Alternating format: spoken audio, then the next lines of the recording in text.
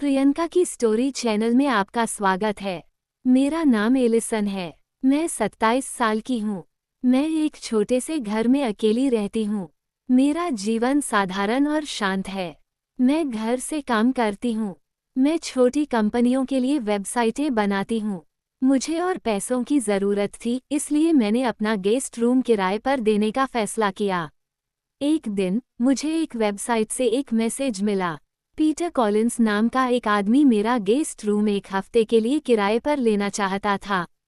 उसका online page अच्छा दिख रहा था। उसने लिखा कि वह काम के लिए आ रहा है। उसे रहने के लिए जगह चाहिए थी। मैंने उसका अनुरोध मान लिया। उसने बहुत जल्दी पैसे भेज दिए। सब कुछ सामान्य लग रहा था। मैंने उसके आने का इंतजार किया। यह अतिरिक्त पैसे कमाने का एक अच्छा तरीका था। इससे घर कम खाली महसूस होता। मंगलवार की शाम को वह मेरे घर आया। वह एक लंबा आदमी था। उसके पास एक छोटा सूटकेस था। उसने कहा, मुझे रहने देने के लिए धन्यवाद। मैंने उसके लिए दरवाज़ा खोला।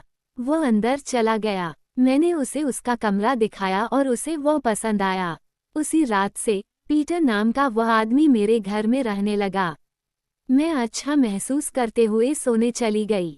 मेरे पास एक नया मेहमान और कुछ अतिरिक्त पैसे थे। मुझे लगा कि सब कुछ ठीक है। मेहमान के साथ पहले 2 दिन अच्छे रहे। वो हर सुबह जल्दी उठता था। वो बहुत शांत स्वभाव का आदमी था, लेकिन वो हमेशा दयालु और विनम्र रहता था। पीटर ने मुझे बताया कि वह एक लेखक है। उसने कहा कि वह एक नई किताब पर काम कर रहा है और उसे सोचने के लिए एक शांत जगह चाहिए। मुझे लगा कि मैं उस पर भरोसा कर सकती हूँ। हालांकि मैंने अजीब चीजें नोटिस करना शुरू कर दिया। उदाहरण के लिए, कभी-कभी उसका फ़ोन बजता था, लेकिन वह कभी जवाब नहीं देता था। एक बार भी नहीं। वह बस तब तक बजने देता था जब तक कि वह रुक न जाए। साथ ही उसका लैपटॉप हमेशा बंद रहता था। जब मैं लिविंग रूम में जाती थी तो वह हमेशा बंद होता था। एक रात मैं सो नहीं पा रही थी। बहुत देर हो चुकी थी, शायद रात के 2 बजे थे। मैं पानी लेने किचन में गई।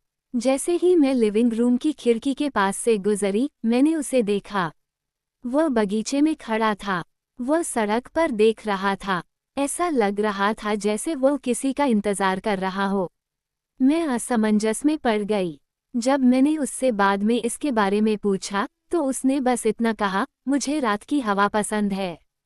मैंने और सवाल नहीं पूछे, लेकिन उसकी आंखों ने मुझे बेचैन कर दिया। वह एक बहुत अजीब मेहमान था। तीसरे दिन मैं अपने कमरे में अपने कंप्यूटर पर काम कर रही थी। अचानक मेरा फ़ोन बजा। यह एक अनजान नंबर था। मैं हैरान रह गई। मुझे आमतौर पर अनजान नंबरों से कॉल नहीं आते थे। मैंने एक गहरी सांस ली और जवाब दिया। एक आदमी की आवाज़ आई, नमस्ते, मैं पीटर कॉलिंस बोल रहा हूँ। मुझे विश्वास नहीं हुआ कि मैंने क्या सुना। क्षमा करें, मैंने पूछा। मुझे लगा कि मैंने ज़रूर गलत सुना होगा। फ़ोन पर मौजूद आदमी ने फिर से बात की। उसने कहा, मैं उस कमरे के बारे में कॉल कर रहा हूँ जो मैंने किराए पर लिया था। मैं अगले हफ्ते आऊँगा। मैं बस अपने ठहरने के लिए पता कंफर्म करना चाहता था। मैं जम गई। मेरे हाथ कांपने लगे। मुझे किचन से एक आवाज़ सुनाई दी। ये वही आदमी था जो पहले से ही मेरे घर में था। मैंने फ़ोन में फुसफुसाते हुए कहा, आपने कहा कि आपका नाम पीटर कॉलिंस है। फ़ोन पर मौजूद आदमी ने कहा, हाँ, मैं ही हूँ। क्या सब ठीक है? मैं उसे जवाब नहीं दे पाई। मेरा दिमाग तेजी से चल रहा था। मेरे किचन में मौजूद आदमी पीटर कॉलिंस नहीं था। असली पीटर कॉलिंस फ़ोन पर अगले हफ्ते आने की बात कर रहा था। इसका मतलब था कि मेरे घर में मौजूद आदमी कोई और था। वह नहीं था जो उसने बताया था। उसने झूठ बोला था। वह एक अजनबी था। वह कौन था? वह यहाँ क्यों था? वह क्या चाहता था? मेरा दिल तेज धड़कना शुरू हो गया। मैं एक ऐसे आदमी के साथ अकेली थी जिसका नाम मैं नहीं जानती थी। मैं डरी हुई थी, लेकिन मुझे सावधान रहना था। मैंने उसके बारे में पूछने का फैसला किया। पीटर, मैंने कहा, तुमने कहाँ कहा था कि तुम कहाँ के हो? उसने मेरी तरफ देखा और कहा, तुम्हें याद नहीं है? मेरा गला सूख गया। मैंने कहा, बस मुझे याद दिला दो। उसने कहा, मुझे लगता है कि तुम पहले से ही जानती हो। वह जानता था कि मैं जानती हूँ कि वह पीटर नहीं है। ओह, ठीक है, मैंने जल्दी से कहा, मेरी याददाश्त खराब है। मैं टेबल से खड़ी हो गई। मैं थक गई हूँ, मैंने कहा। शुभ रात्रि। मैंने उसे दोबारा नहीं देखा। मैं तेजी से अपने बेडरूम की ओर चली गई। मैंने अपने बेडरूम का दरवाज़ा बंद किया और ताला लगा दिया।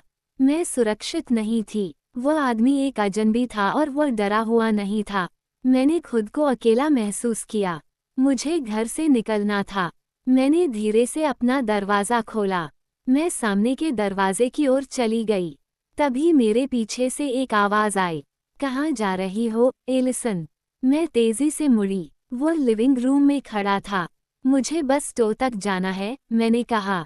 मुझे उम्मीद थी कि वह मेरी बात पर विश्वास कर लेगा। वह मेरी तरफ बढ़ा। उसने कहा, तुम पहले से ही जानती हो, है ना? तुम जानती हो कि मैं पीटर नहीं हूँ। मेरा दिल रुक गया। मैं सांस नहीं ले पा रही थी। तुम कौन हो? मैंने कहा। वह मुस्कुराया और कहा, मैं तुम्हें चोट पहुंचाने के लिए यहाँ नहीं हूँ, एलिसन, लेकिन तुम्हें मेरी बात सुननी होगी। मैंने नहीं सुना। मैं और कुछ नहीं सुनना चाहती थी। मैंने अपनी पूरी ताकत से उसे धक्का दिया। वह थोड़ा पीछे हटा। दरवाजे के पास एक छोटी मेज पर धातु का एक लैंप रखा था। मैंने उसे पकड़ा, उठाया और उसे मार दिया। वह चीखा और जमीन पर गिर पड़ा। मैंने इंतजार नहीं किया। मैंने दरवाज़ा खोला और अपने घर के बाहर भाग गई। मैंने मदद के लिए चिल्लाना शुरू कर दिया। मैं रो रही थी और कांप रही थी। मेरे पड़ोसी बाहर आ गए। उन्होंने तुरंत पुलिस को बुलाया। जल्द ही पुलिस की गाड़ियां आ गईं। 2 अधिकारी मेरे पास आए और पूछा कि क्या हुआ था। मैंने उन्हें अपने घर में मौजूद अजनबी के बारे में बताया। उन्होंने ध्यान से सुना और फिर उसे ढूंढने के लिए मेरे घर के अंदर गए। कुछ देर बाद अधिकारी बाहर आए। उन्होंने मुझे बताया कि वो आदमी जा चुका है। न केवल वह, बल्कि उसका सारा सामान भी गायब हो गया था। उसका सूटकेस, उसके कपड़े, सब कुछ गायब हो गया था। ऐसा लगा जैसे वो कभी वहां था ही नहीं। मेरा घर फिर से खाली और शांत था। पुलिस ने सुरक्षा कैमरे चेक किए, लेकिन उन्हें कुछ नहीं मिला। किसी ने उसे जाते हुए नहीं देखा था। उन्होंने मुझसे उसका नाम पूछा और मैंने कहा, पीटर। उन्होंने पीटर कॉलिंस नाम के एक आदमी की तलाश की, लेकिन उस नाम या चेहरे वाले किसी भी व्यक्ति का कोई रिकॉर्ड नहीं था। कोई फिंगरप्रिंट नहीं था, कोई आईडी नहीं थी, कोई सबूत नहीं था कि वो कभी मेरे घर में रहा था। यह एक पूरी तरह से रहस्य था। उस रात के बाद कई हफ्तों तक मैं सो नहीं पाई। मैं हमेशा डरी हुई रहती थी।